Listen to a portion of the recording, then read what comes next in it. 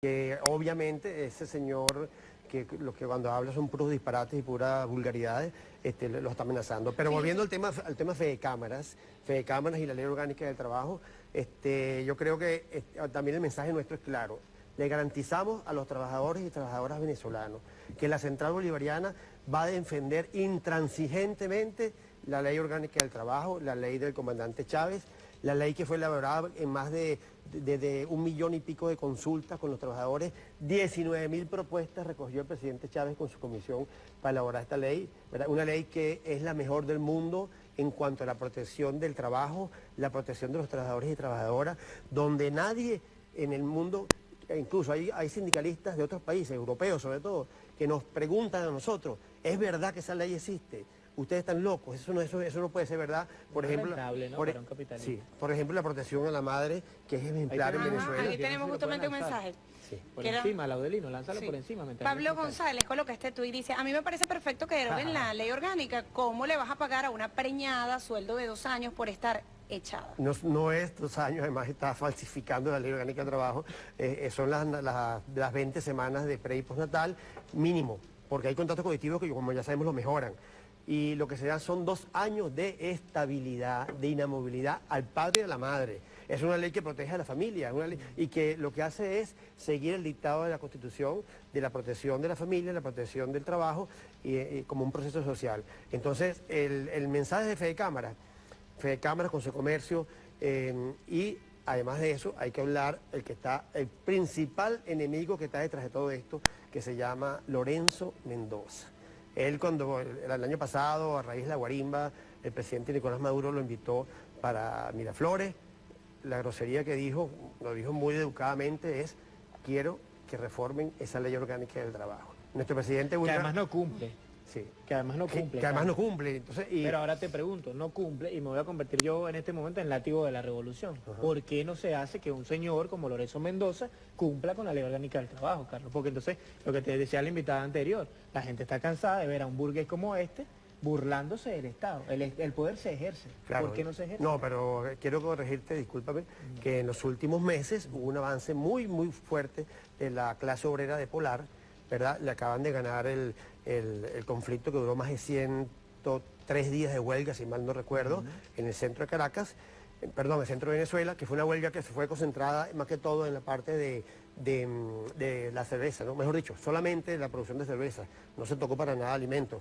Pero se le ganó la huelga, se logró un laudo arbitral amparado en la Ley Orgánica del Trabajo. Si no fuera por la Ley Orgánica del Trabajo no pudiera haber habido esa victoria de los obreros de Polar, y es una buena señal porque esa clase obrera está despertando. Ya no son los niñitos aquellos que, como los quiere ver Lorenzo Mendoza, mis trabajadores, mis niños, mis hijos, que los manipulaba como le da la gana en el pasado. Ahora están despertando. Pero esto hablamos del sector privado, pero en el sector público esto también se está cumpliendo. Claro, en el sector público hay una estabilidad plena en Venezuela. Aquí para destituir un funcionario público o un trabajador del Estado, de alguna empresa del Estado, tiene que cumplirse un procedimiento, ¿verdad?, que lo garantiza la ley. Si el trabajador cometió errores, obviamente es destituido y despedido. Si el trabajador es un buen trabajador, es premiado y es favorecido. Entonces, se garantiza la estabilidad del trabajador. Ahora, lo más importante en todo caso es que este escenario que se abre ahora de confrontación nos permite a los trabajadores, a esos 2 millones de personas o de trabajadores, porque son trabajadores y trabajadoras que hablaba la amiga que me antecedió en la entrevista, ¿verdad?, que a lo mejor se confundieron y no vieron la realidad de lo que significaba no votar, porque no fueron a votar. No fue que votaron por la derecha. El voto de la derecha creció muy poquito. Estaban en su techo de 7 millones y algo, igual que cuando ganó Nicolás Maduro, ¿verdad? Ahora, un grupo importante nuestro dejó de votar, un sentimiento a lo mejor de molestia, de indignación por la guerra económica, mejor dicho, porque no había respuestas del gobierno bolivariano contundentes ante la guerra económica, o las respuestas que se hicieron no llevaron a feliz término, ¿verdad?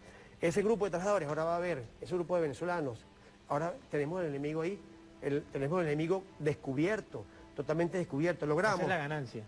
Bueno, no es ganancia, pero tampoco es porque nos vamos a alegrar de esa ganancia, ¿no? No, lo mejor alegría, hablo de que por lo menos ya sabes claramente a quién te estás enfrentando, ¿no? Claro. Porque la gente creía que lo que se decía en espacios como este era un cuento Claro, de BTV, ¿no? claro, exactamente, y los 2 millones de compañeros que se confundieron y compañeras que se confundieron en no ir a votar, ahora van a ver rapidito, van a ver cómo esa Asamblea Nacional sigue los dictados de Lorenzo Mendoza, sigue los dictados de Fede Cámara y Consejo de Comercio y desde luego del Imperio. Entonces la lucha política va a ser mucho más fácil. Vamos a tener enemigo ubicado ahí claramente y vamos a tener a la clase obrera consecuentemente en la defensa de la ley orgánica del trabajo. Yo los quiero invitar a hacer un ejercicio de memoria. Vamos a presentar un personaje que a la gente se le olvida, pero hemos pasado, yo lo vengo diciendo desde el mismo domingo, por momentos mucho más duros. Vamos a ver qué pasaba en Venezuela hace unos 13 años, si mi memoria no me falla. Vamos a ver, rueda, Laudelino.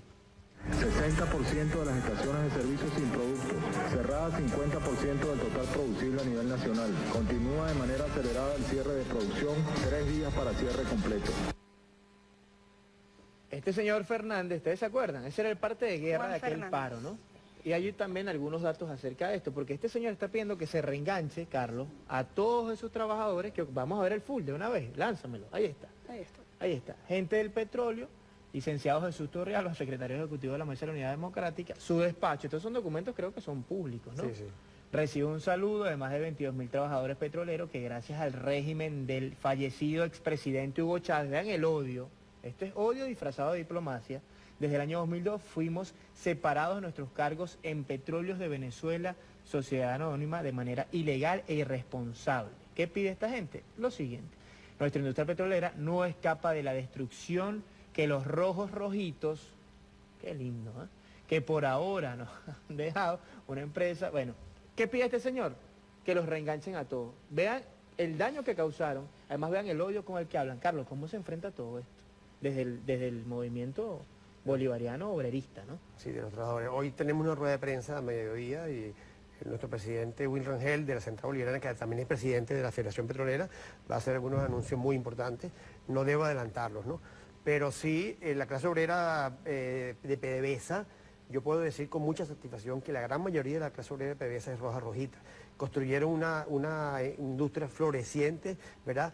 Y se logró, lo más importante de todo, que fue obra del comandante Chávez, fue que la renta petrolera, que antes era acaparada por la PDVSA vieja y era acaparada en pocas manos, se logró lo que manda la Constitución y la Ley Orgánica del Trabajo, ahora desde el 2012, de lograr la justa distribución de la riqueza. La justa distribución de la renta petrolera se logró ¿a partir de qué? A partir de la toma de PDVSA, que se logra cambiar todos los esquemas de distribución.